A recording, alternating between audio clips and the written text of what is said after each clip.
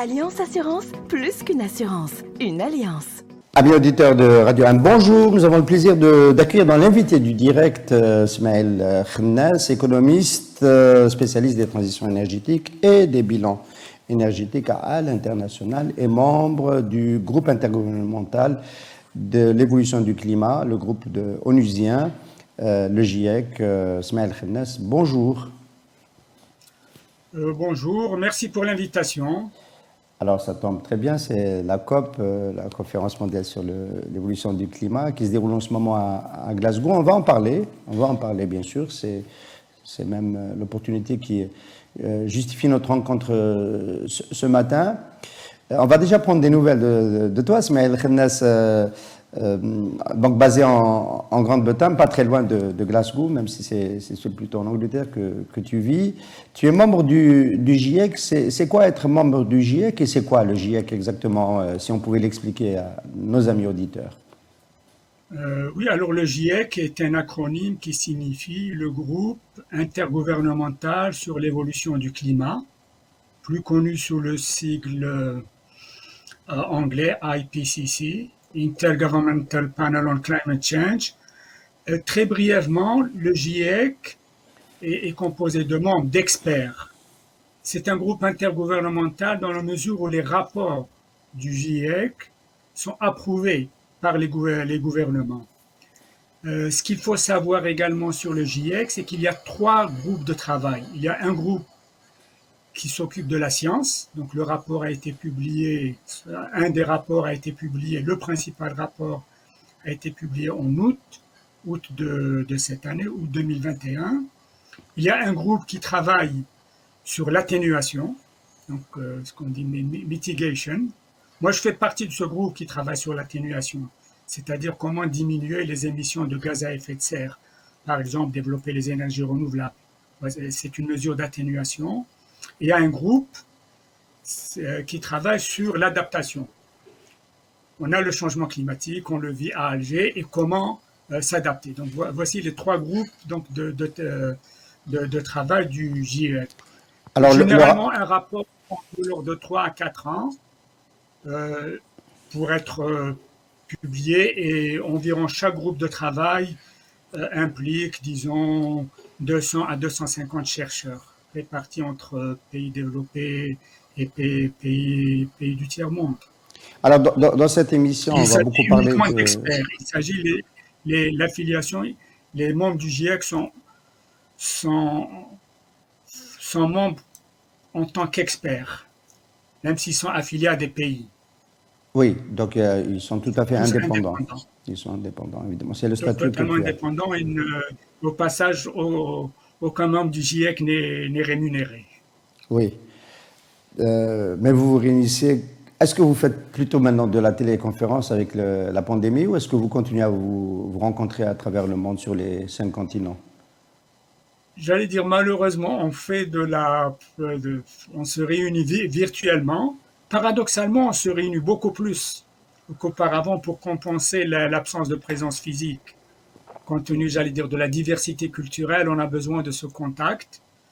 Les réunions nous permettaient d'avoir donc ce contact et l'échange aussi culturel qu'on a beaucoup moins. Donc, on se voit beaucoup plus virtuellement. D'ailleurs, en ce moment, c'est un cycle très chargé, dans la mesure où on est en train de préparer le sommaire pour les décideurs politiques, et c'est très intense. C'est des réunions pratiquement presque quotidiennes. D'accord. Alors, 3 rapports, on l'a compris. Celui de la commission scientifique, le plus attendu, en août dernier, a quand même fait énormément peur et il a impacté la préparation de la COP26. Qu'est-ce qu'il y a eu de nouveau dans ce rapport qui a eu autant d'impact? C'est-à-dire, c'est pour la première fois, et c'est la première ligne du rapport sur la science, où on dit c'est l'homme de manière non équivoque qui est responsable du réchauffement climatique, qui est responsable donc du réchauffement des océans, de la Terre et de l'atmosphère. Donc là, il n'y a plus aucune équivoque sur cela. Ça, c'est le premier élément important. Deuxième élément important, c'est que ça va aller en s'accélérant, et le rythme, j'allais dire, des événements extrêmes va également aller en s'accélérant. Maintenant, il n'y a plus aucun doute sur cela. Avant, donc, il y avait, Il y avait le mot j'allais dire, probablement. Il y avait le mot probablement pardon? dans le rapport. Probablement Il y d'origine avait humaine. maintenant il y a unequivocal. En anglais, c'est il n'y a plus aucune équivoque. Là, c'est la et parce que avant, on pouvait trouver des voix discordantes disant oui, le changement climatique, ce n'est pas certain, etc. Maintenant, le GIEC s'est prononcé de manière irrévocable sur ce point-là, même si On, auparavant c'était assez affirmatif. Mais cette on fois-ci, c'est la va, première ligne on va du juste rapport. encore évoquer ce point de vue des climats sceptiques pour tourner la page et parler du reste. L'argument, c'était plutôt que les cycles étaient plus liés aux explosions solaires, à une cosmologie qui n'est pas le fruit de l'activité humaine, c'est ça.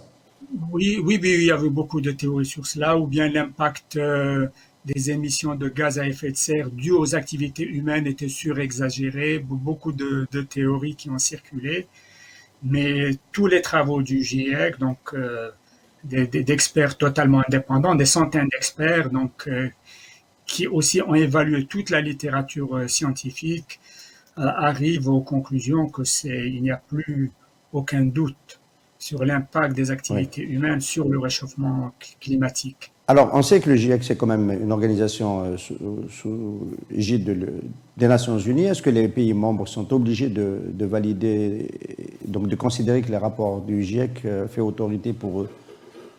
Ah, absolument, et c'est ça toute la spécificité et l'intérêt du GIEC.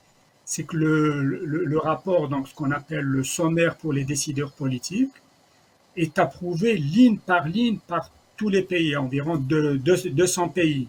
Et c'est un processus qui dure à peu près 2 semaines. Et auparavant, ce qu'il faut souligner, c'est que le processus est totalement transparent et malheureusement, peu de pays participent. Les rapports provisoires du GIEC sont mis en ligne et on a reçu à peu près 20 000 commentaires. C'est mis en ligne et c'est accessible à tous les pays. Et nous sommes obligés en tant qu'experts de répondre commentaire par commentaire. Et malheureusement, les pays du tiers-monde, et particulièrement l'Afrique, et je dirais l'Afrique francophone, il y a peu de commentaires qui sont émis. Et les membres du GIEC sont tenus, absolument tenus, de répondre aux commentaires, et ces commentaires sont accessibles en ligne. Donc le processus est entièrement transparent.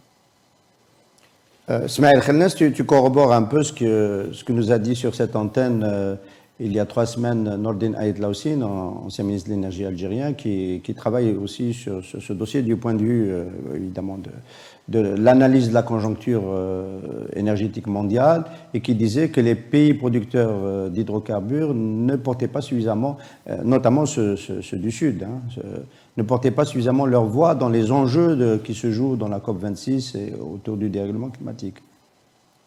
Tu le confirmes? Absolument. En termes de lobbying, C'est faible. qu'il s'agisse des pays producteurs ou de l'Afrique d'une manière générale, et surtout, je dirais, l'Afrique francophone.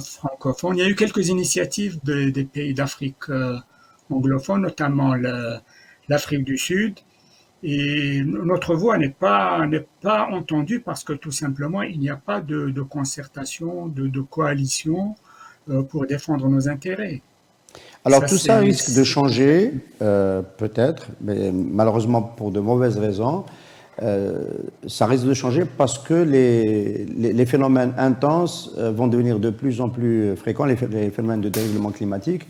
Alors, Ismaël, je sais que tu suis de très près l'actualité algéroise et algérienne. Nous, on est au 7e jour de pluie consécutive. C'est un phénomène qu'on n'a pas connu depuis de très très longues années. On était sur un cycle sec depuis 2 ans, avec du rationnement de l'eau dans le nord de l'Algérie, très, très sévère crise hydrique, avec des pointes. On a connu les incendies dramatiques de cet été, Et puis, on n'a jamais pensé que dans la même année, on allait passer un cycle aussi humide. On ne sait pas ce qui va devenir après, mais là, les prévisions météo nous annoncent encore une grande semaine de pluie. Je ne me souviens pas d'un cycle aussi long de pluie avec des niveaux supérieurs à 50 mm par jour. C'est très préoccupant. Il y a eu un glissement de terrain à Boulogne hier avec malheureusement des victimes. Nous sommes déjà dans ce qu'avait prévu le rapport du GIEC, Smaïl Khennas. Malheureusement, c'est une des conclusions du GIEC. S'agissant donc, il y a eu s'agissant donc des phénomènes extrêmes, extrêmement rares, mais qui maintenant vont aller en s'accélérant. Et qui dit phénomène extrême dit bien sûr impact extrême. Et on est peu outillé quand il s'agit d'événements extrêmes pour faire face. Donc, par exemple, à une dizaine de jours de pluie excédant très largement la normale, ou incendies tels que les incendies qu'a connu la Kabylie cet été. Et ceci est valable pour nombre de pays. Et ça, c'est une des conclusions du GIEC. Ces phénomènes extrêmes vont aller en s'accélérant et il faudra d'une part s'adapter. C'est déjà là, on les vit au quotidien, Alger vit cela au quotidien. Et deuxièmement, il faudrait faire en sorte de diminuer les émissions de gaz à effet de serre parce que c'est le principal responsable du réchauffement climatique. Mais c'est un processus qui va prendre du temps, donc des mesures d'adaptation sont absolument nécessaires. Alors justement, Smaïl Khennas, la façon dont c'est en train de s'accélérer, parce que c'est l'une des conclusions particulièrement alarmantes du rapport du mois d'août du GIEC, de la commission scientifique, c'est que en fait, le rythme risque de s'accélérer. Est-ce que ça ne signifie pas que c'est plutôt la commission adaptation qui va devoir travailler le plus le temps que vous, dans la commission de l'atténuation, vous réussissiez à vous mettre d'accord sur toutes les mesures, à convaincre les pouvoirs publics dans les pays à émettre moins de GES? On va y arriver, hein, c'est le principal sujet de cet entretien. Mais je voulais rester une minute sur l'adaptation, parce qu'on est déjà dans une situation où il faut s'adapter. La montée des niveaux de mer. Oui, en fait, c'est les deux urgences. Hein. C'est et l'adaptation et l'atténuation. C'est deux activités qui doivent être menées en parallèle. Et il faut s'adapter, par exemple, comment mieux lutter contre les inondations, les érosions, les incendies. on est les sécheresses, incendies, et en parallèle, bien sûr, diminuer la cause principale de ce réchauffement climatique, c'est-à-dire les émissions de gaz à effet de serre. Quand on dit gaz à effet de serre, il s'agit de CO2 et de méthane. C'est les deux principaux gaz à effet de serre. Il y en a d'autres, le protoxyde d'azote, mais essentiellement, disons, le CO2, à partir donc de la combustion de fossiles, charbon, pétrole, gaz, etc. Donc c'est également le méthane. Donc c'est les. On va les détailler. L'atténuation est aussi une urgence, on a bien compris ton message, et pas seulement l'adaptation. Alors dans l'atténuation, il y a cet engagement des États présents à la COP 26 de Glasgow. C'est peut-être le premier acquis de cette conférence. La 26e sur le climat, c'est celle de stopper la déforestation à partir de 2030. Pardon. Smaïl Khennas, tu as vécu en Afrique, tu as établi les bilans énergétiques d'un certain nombre de pays de l'Afrique de l'Ouest. Tu connais un petit peu, c'est peut-être pas la partie de l'Afrique où on vit de l'industrie du bois, c'est plutôt l'Afrique équatoriale, la RDC en particulier. Est-ce que des pays justement comme la RDC peuvent s'engager dans un tel moratoire? Bon, il faut souligner que la RDC, c'est en fait le bassin du Congo, qui englobe à peu près une dizaine de pays, mais l'essentiel se situe en République démocratique du Congo. C'est le deuxième poumon de du monde après l'Amazone. Pour la RDC, c'est un gisement à négocier, bien entendu, dans la mesure où la déforestation va diminuer les possibilités de séquestrer le carbone. Hein. C'est ça le rôle des forêts, c'est de capturer le carbone. Donc on peut émettre, mais la forêt est un puits donc de séquestration du carbone. Il y a eu une déclaration, je pense que c'était le ministre ou la vice-ministre de la RDC, qui a clairement fait ressortir que la RDC est bien sûr prête à jouer son rôle important en tant que pays donc détenant la majeure partie des ressources forestières en Afrique et préserver donc le rôle de la forêt en tant que pour séquestrer le carbone. Ça, c'est très clair. Maintenant, il y a bien sûr un prix qui va être attaché à cette fonction de séquestration du carbone. Alors, effectivement, on va aux aspects prix, mais auparavant, on veut déjà taxer l'émission des gaz à effet de serre, du carbone. On va arriver au carbone. Le méthane, il y a une évolution sur le méthane. C'est quoi l'enjeu? On ne l'a pas très bien saisi, nous, vu d'Alger. C'est-à-dire, jusqu'à présent, le discours principal, c'était on se préoccupait beaucoup plus des émissions de CO2, parce qu'en fait, on connaît beaucoup plus, c'est plus facile à évaluer, à cerner, mais les récents calculs et surtout les observations satellites montrent que le méthane est à peu près responsable de 18%, 18 à 19% des émissions de gaz à effet de serre. D'où viennent ces émissions? C'est principalement lors de la production de gaz naturel, la production de charbon minéral. L'élevage, on parle de l'élevage intensif. On parle de l'élevage intensif, l'élevage bovin.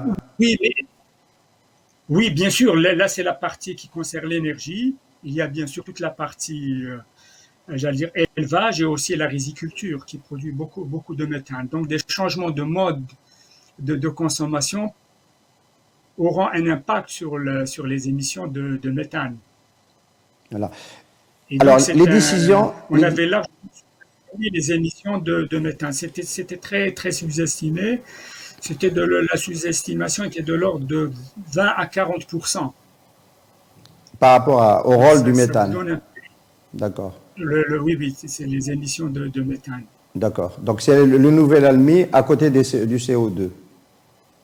Absolument. Et pour ceux qui veulent suivre, il y a un site qui s'appelle Methane Tracker. On peut voir donc les émissions de méthane pour le secteur de l'énergie. Et d'ailleurs, en parlant de lobby, il y a un lobby des pays d'Amérique du Sud qui exportent beaucoup de viande concernant donc les émissions de méthane. L'Algérie est-elle un gros émetteur de méthane, Ismaël? Oui, puisqu'on est un gros producteur de gaz naturel, on est un émetteur de méthane non négligeable. Et quand on consulte ce site, le Methane Tracker, on peut voir les émissions de l'Algérie. C'est très récent, ce site existe depuis 2019 et sous l'égide donc de l'AIE, l'Agence internationale de l'énergie. Et quand tout à l'heure on a évoqué le prix de la capture, de la séquestration du carbone, quand en Algérie on parle d'en finir avec le torchage sur les gisements gaziers, ça capture le CO2 mais ça capture aussi le méthane, j'imagine. Bon, le torchage, on n'est pas. Faut dire que l'Algérie n'est pas un mauvais élève en matière de récupération des gaz torchés. Il y a eu quand même beaucoup d'efforts qui ont été faits dans ce domaine. C'est surtout la préoccupation principale pour l'Afrique, c'est le Nigeria. Le Nigeria, j'allais dire, contribue beaucoup aux émissions donc de gaz à effet de serre du fait du torchage de ces gaz torchés à partir de puits de pétrole. Bien entendu, on peut récupérer beaucoup plus, mais il y a un coût qui est associé à la récupération de ces gaz torchés. Et jusqu'à il y a un an, les prix du pétrole étaient assez bas.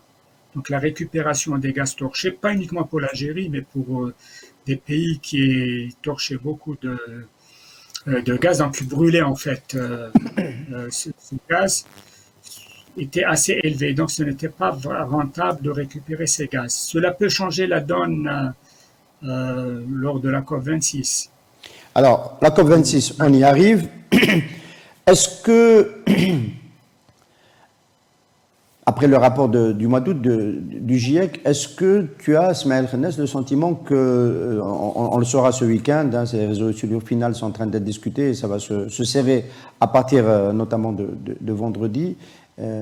Est-ce qu'on s'attend à ce qu'il y ait un saut qualitatif? C'est-à-dire qu'on n'a pas respecté la feuille de route de Paris et on est en retard. Aujourd'hui, on parle de risque de dérapage jusqu'à 3-4 degrés de plus à la fin du siècle. Les effets on préfère même pas les évoquer, peut-être qu'on en dira un mot en fin d'émission. Est-ce que tu as le sentiment que les pays, notamment les principaux émetteurs de gaz à effet de serre, sont prêts à faire plus d'efforts? Deux chiffres auparavant, avant que ne démarre la COP26, les modèles et prévisions montraient qu'on allait vers 2,7 degrés de réchauffement, donc beaucoup plus que le 1,5. À la suite des... On parle de quelle échéance? À 2100 de 2030, à partir de 2030. Mais c'est, non, 2,7 degrés de plus, doit... c'est à 2050, c'est pas à 2030. Oui, mais on est à 2,5 et si la trajectoire actuelle basée sur les engagements des pays avant la COP26, on allait vers 2,7 à partir de 2032, 2033. Il y a toujours des incertitudes de quelques années. Mais disons, c'est du court terme. On ne parle plus de 30 ans, 40 ans. On parle entre 12 et 15 ans. Disons, globalement, il y a un réchauffement de 0,2 degrés tous les 10 ans. Donc, on va assez vite donc, de ce point-là. Donc, on était à 2,7 et à la suite de la COP26 et des engagements qui ont été émis par les pays, ça ne veut pas dire que tous les engagements vont être tenus, on en est à 1,8. Donc, cela reste quand même bien au-deçà des 1,5. Pourquoi le 1,5 est important? Parce que les modèles montrent qu'à partir de 1,5 degré Celsius, il risque d'y avoir les dérèglements que l'on connaît actuellement. Il faut savoir qu'actuellement, on en est à 1,1, 1,2 degrés. Donc 0,4 degrés vont énormément changer la donne. On remarque qu'il y a des événements extrêmes, alors qu'on en est à 1,1, 1,2 degrés. Qu'en serait-il quand on va être à 1,5 et a fortiori 1,8 et 2,7? Oui. Donc ces 0,5 degrés vont avoir un impact considérable sur la fréquence des événements extrêmes et le dérèglement climatique d'une manière générale. Oui, l'exemple qui est cité, c'est celui de la fièvre sur...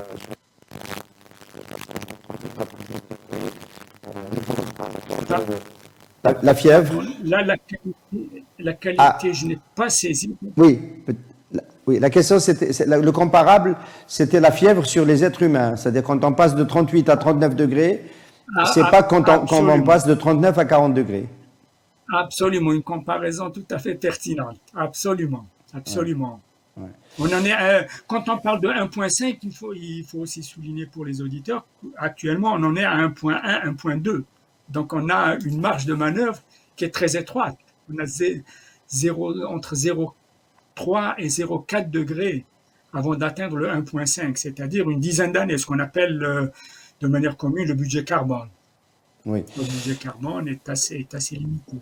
Alors, ce qui est apparu, ce qui est en train d'apparaître à la COP26, c'est qu'il va falloir accélérer les transitions. Et là, on arrive à l'atténuation, peut-être que en fait, le chantier le plus important. L'atténuation, c'est accélérer les transitions énergétiques. Paradoxalement, on a le sentiment que, bon, je prends un chiffre, on a toujours... C'était un pari entre nous, un peu économistes, journalistes économiques, plus ou moins intéressés par les marchés énergétiques.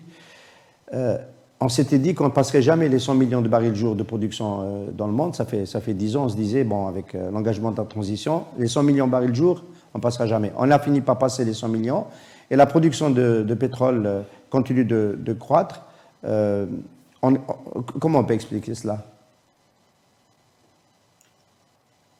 Bon, comment peut-on expliquer? C'est qu'il faut savoir que les transitions énergétiques prennent du temps.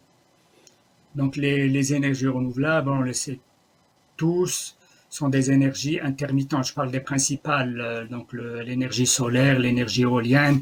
L'hydraulique n'est pas une énergie intermittente. Donc il y a eu des progrès considérables en matière d'énergie renouvelable, de développement des capacités, même dans le domaine du stockage. Ceci étant, on a besoin donc de ces énergies fossiles pour faire face à l'intermittence des énergies renouvelables. Oui, mais... Et le charbon minéral, contrairement à ce qu'on dit, la production n'a pas tellement baissé. Il n'y a pas de, j'allais dire en termes de capacité additionnelle, il n'y a pas de capacité additionnelle, mais la production reste relativement stable, mais à un niveau extrêmement élevé. Donc ceci explique pourquoi les énergies fossiles continuent d'occuper un rôle assez important. Donc, le gaz naturel a progressé, le pétrole, disons, plus ou moins stagné, mais à un niveau élevé, et le charbon minéral n'a pas tellement baissé, tout en étant à un niveau extrêmement élevé. Donc, on est encore dans une situation qui est dominée par les principales énergies fossiles. Et la COP26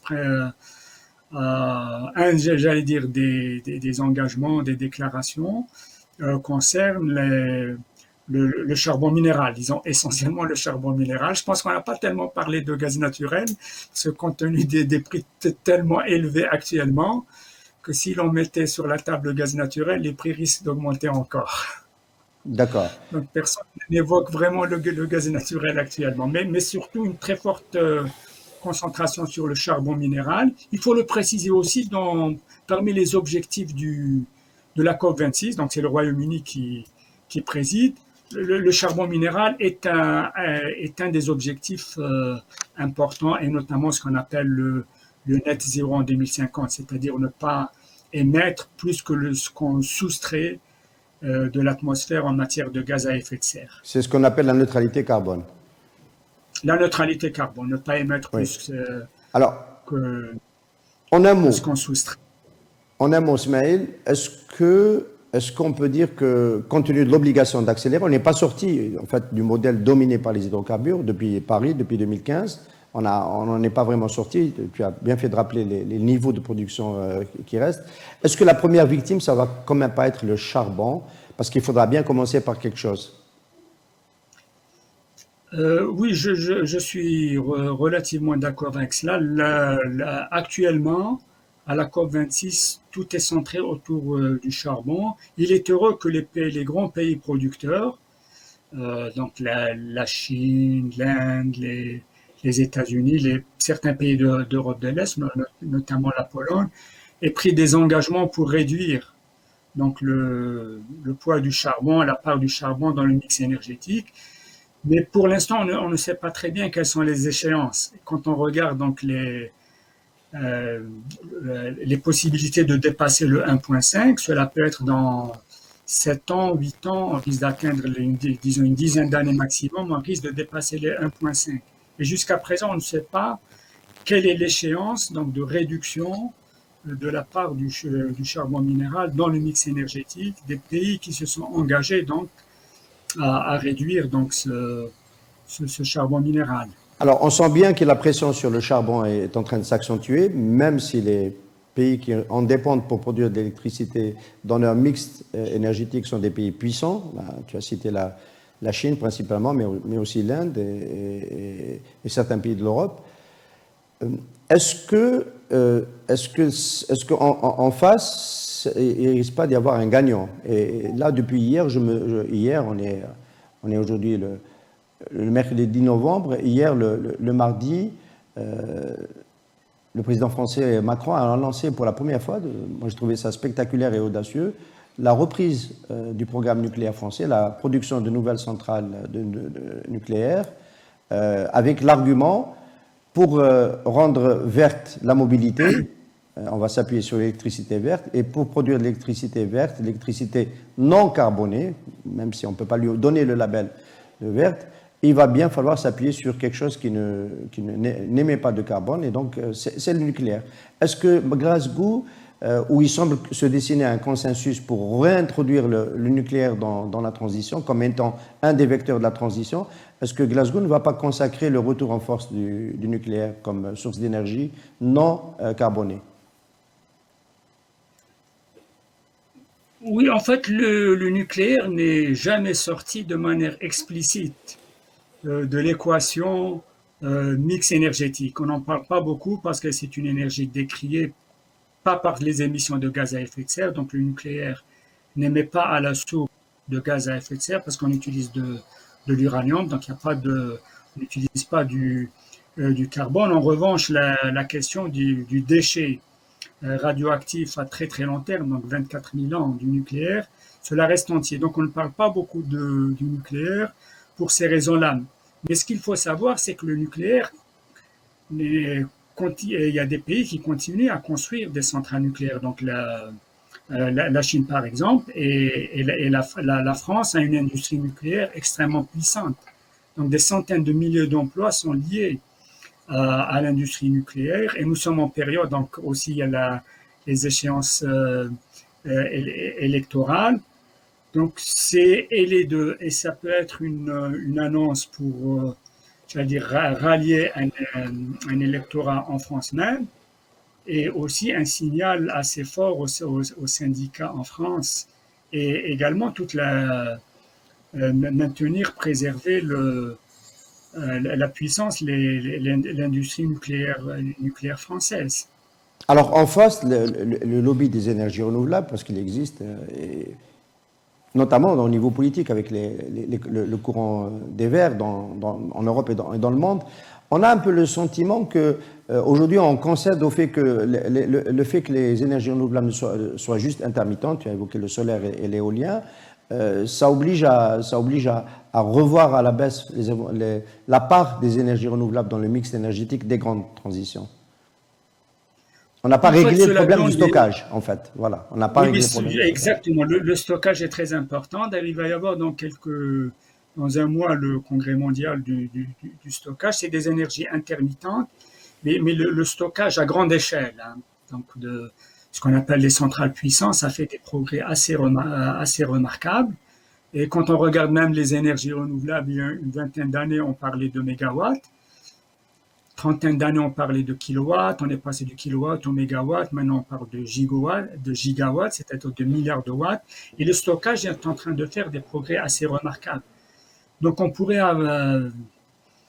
atteindre le stade où les énergies renouvelables, les principales, donc solaires et éoliennes, ne seraient plus tellement intermittentes grâce au stockage. Il faut souligner que pour le solaire, il y a la possibilité aussi de la filière qu'on appelle la thermodynamique, où on peut stocker à grande échelle de l'électricité, enfin indirectement de l'électricité qu'on restitue lorsqu'il n'y a pas de soleil. Donc il y a le stockage qui a fait des progrès assez remarquables depuis ces 10 dernières années. Alors l'enjeu qui nous intéresse le plus, nous en Algérie, pays producteur d'hydrocarbures, c'est comment va être appliquée la taxe carbone et qu'est-ce que ça va coûter aux exportations algériennes. Est-ce qu'on a une idée plus précise? Parce que jusqu'à maintenant, le couperet n'est pas encore tombé. Je ne sais pas d'ailleurs s'il va tomber à l'occasion de cette COP 26 à Glasgow. On va taxer à la tête du puits, on va taxer à la sortie du port, on va taxer à l'importation. Par exemple, l'Union européenne envisage d'introduire un indicateur, un indice carbone des produits qui rentrent sur son territoire pour les taxer. Est-ce qu'on a une idée plus précise de comment va se dénouer cet enjeu? et pour l'instant, j'allais dire, toutes les options sont sur la table. Euh, L'objectif, bien sûr, de la taxe carbone, c'est de diminuer les émissions de gaz à effet de serre et faire en sorte que le principe donc connu du pollueur payeur soit appliqué. Mais l'efficacité, j'allais dire, d'une taxe, c'est quand c'est à la source. C'est là où on peut avoir le plus d'efficacité. Quand on regarde l'accord de Paris, il y a, je pense, deux articles, le 6.4, 6.2, 6.4, me semble-t-il, qui prévoyaient donc le marché du carbone et notamment un mécanisme donc de marché, mais ce n'était pas très, très efficace dans la mesure où cela permettait de revendre Le permis de disons, le polluer. carbone, de gaz à effet de serre que vous n'avez pas, qui n'ont pas été émises. Et donc ça, ce n'est pas très efficace. En fait, la taxation à la source a bien sûr beaucoup plus d'impact. Et cela, en dernière analyse, c'est le consommateur final qui va payer. Et cela peut aussi avoir un impact assez important sur les exportations d'énergie fossile. Alors, on peut être concret, hein. La taxation à la source, pardon, ça signifierait que le million de BTU coûterait plus cher, une exportation algérienne vers le marché européen de gaz naturel coûterait plus cher parce qu'on y ajouterait la taxe carbone. Absolument, tout à fait. Et donc, cela permettrait de voir les énergies renouvelables, éolien, solaire beaucoup plus compétitifs, et même peut-être le nucléaire, dans la mesure où il n'est pas Il n'y a pas de sorti taxe donc, sur. du mix. Oui. Et cette bataille-là, Oui, parce que visiblement, on sent qu'à la fin de l'histoire, c'est quand même les pays qui émettent, qui sont producteurs de ces énergies-là, qui vont devoir introduire la taxe à la source. C'est ce qui prédomine. tout à fait. En fait, il y a deux éléments. D'une part, les prix, je pense que ça a été souligné par d'autres experts pétroliers. Les prix du pétrole sont assez élevés, prix du pétrole et du gaz, actuellement. Donc, compte tenu de la progression des énergies renouvelables, cela paraît difficile, j'allais dire, de voir ce prix être maintenu pendant plusieurs années. Quand on regarde l'histoire du pétrole, il y a eu des évolutions quand même assez considérables, des hauts et des bas. Donc, à mon avis, il ne faudrait pas, pour l'Algérie, ne pas compter sur ce prix extrêmement élevé pendant plusieurs années. Et l'autre élément, bien sûr, c'est cette taxe carbone qui, qui risque d'être appliquée, qui va impacter donc nos exportations. Alors ça, Mais aussi indirectement qui peut rendre plus rentable le développement des énergies renouvelables. j'en venais à cela, justement, tu as bien fait, Smaïl Khennas, d'enchaîner. Effectivement, ça peut renchérir nos exportations et les rendre moins compétitives sur le marché énergétique européen, mais en même temps, ça peut ouvrir la porte à la possibilité d'exporter de l'énergie propre, de l'énergie verte, notamment de l'électricité solaire. Un projet qu'on connaît bien, le projet Desertec, qui a été mis entre parenthèses depuis. Est-ce qu'on peut envisager aujourd'hui, compte tenu de la crispation autour de la nécessité d'accélérer la transition énergétique et de produire de l'électricité verte, est-ce qu'on peut envisager à nouveau l'exportation d'électricité verte solaire, dans le cas de l'Algérie, vers le marché européen dans les prochaines années? Je pense que pour l'instant, la priorité, je dirais au moins les 5 prochaines années, c'est une bonne couverture du marché algérien en matière d'électricité. Donc vraiment répondre à toute la demande, y compris faire, j'allais dire, une transition dans le secteur du transport, d'énergie, de produits pétroliers vers, j'allais dire, un transport fondé sur l'électricité. Je pense que ça, c'est la première priorité. La deuxième, mais c'est à beaucoup plus long terme, c'est exporter de l'électricité, ça ne serait pas avant au moins une dizaine d'années. Oui. Dans la mesure où il faut mettre en place l'électricité. Alors, je crois qu'on a perdu Smaïl. On va faire une petite halte et reprendre tout de suite, le temps de le récupérer. Allez, allô? Oui. Oui, on avait perdu juste la transition sur la fin de ta phrase. On a parlé de la possibilité d'exporter l'électricité verte, pas avant 10 ans. Il faudrait déjà, évidemment, lancer la transition en Algérie. Ça, c'est un autre chantier. Est-ce qu'il y a des ruptures technologiques qui peuvent changer totalement la donne de cette transition mondiale? Une accélération de la séquestration du carbone, peut-être de nouvelles techniques. Tu viens de nous parler des progrès enregistrés dans le stockage de l'énergie solaire, de l'énergie d'électricité verte. Est-ce que, par exemple, l'enjeu de l'hydrogène vert, qui est aujourd'hui très porté par l'Allemagne, notamment au sein de l'Union européenne, peut changer la donne? Bon, l'Allemagne avait porté le projet Desertec. Aussi, ce qu'il faut dire, c'est que l'Allemagne est peut-être le seul pays ou le rare pays en Europe à avoir renoncé à une loi. L'Allemagne a tout intérêt à développer de manière assez massive les énergies renouvelables, c'est ce que fait d'ailleurs l'Allemagne, et également l'hydrogène.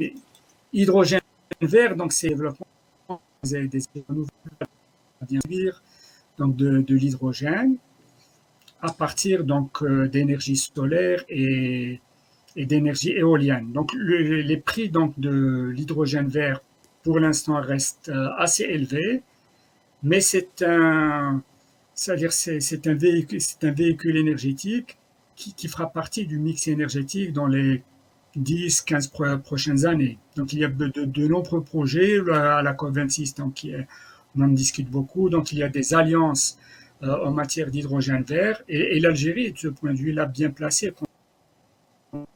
donc du Sahara et de l'espace pour mettre en place donc des centrales énergie renouvelable de grande puissance qui permettraient donc de produire de l'hydrogène vert. Il y a une autre voie pour produire de l'hydrogène vert, c'est également la biomasse. Mais de ce point de vue-là, l'Algérie n'est pas bien N'est pas bien doté.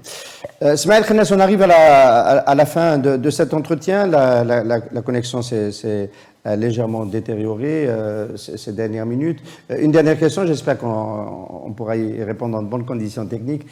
Si jamais il s'avère, et on le sent maintenant, la pression du dérèglement climatique, les gens le vivent dans leur quotidien, si jamais il s'avère qu'on est trop en retard et qu'il faudra accélérer, il faudra aller plus vite, que les pays ne respectent pas leur engagement parce qu'il n'y a pas assez de coercition pour qu'ils les respectent. Je pense par exemple quand on dit arriver à neutralité carbone à telle année, arrêter la production par le charbon, de l'électricité par le charbon. S'il n'y a pas de respect, est-ce qu'il risque d'y avoir une nouvelle génération de mesures coercitives qui ne soient pas juste de la taxe et c'est tout? Est-ce que c'est quelque chose qui est sur la table chez les experts, de forcer les États à aller plus vite, autrement que par des taxes et des mesures économiques? peut-être pas au niveau des experts, mais au niveau politique, très probablement. Par exemple, les options qui existent déjà, qui sont impliquées, ne pas importer de produits dont le contenu carbone est extrêmement élevé. De même qu'il y a j'allais dire des mécanismes similaires, ne pas importer des produits impliquant le travail des enfants ou l'exploitation de travailleurs. Donc on peut arriver à des mesures de type similaire, l'importation de produits à fort contenu en carbone qui pourraient être prohibés ou pas conseillés. Il y a aussi le poids de la société civile qui pourrait donc faire pression sur ce type d'importation. Donc il ne faut pas aussi négliger le poids de la société civile. D'ailleurs, il y a eu une évolution.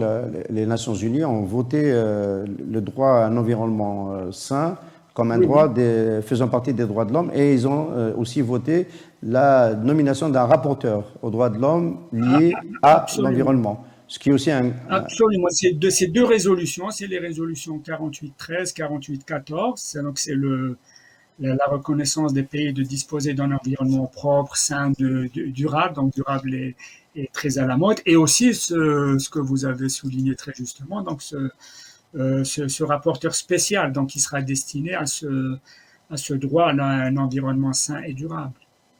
Ismaël Khennas, merci beaucoup de nous avoir éclairé sur les enjeux de la COP 26 aujourd'hui, d'avoir éclairé le public de Radio M. On reviendra peut-être dans quelques semaines pour un débrief sur des résolutions et sur la mise en place. Peut-être d'ailleurs ici même à Alger, sur le plateau de Radio M, si on a le plaisir de te revoir à Alger. Je vous remercie et bonne chance à Radio M. Merci beaucoup, merci, à bientôt. Merci à nos amis auditeurs de nous avoir suivis. Vous pouvez suivre sur le streaming de la radio. Alliance Assurance, plus qu'une assurance, une alliance.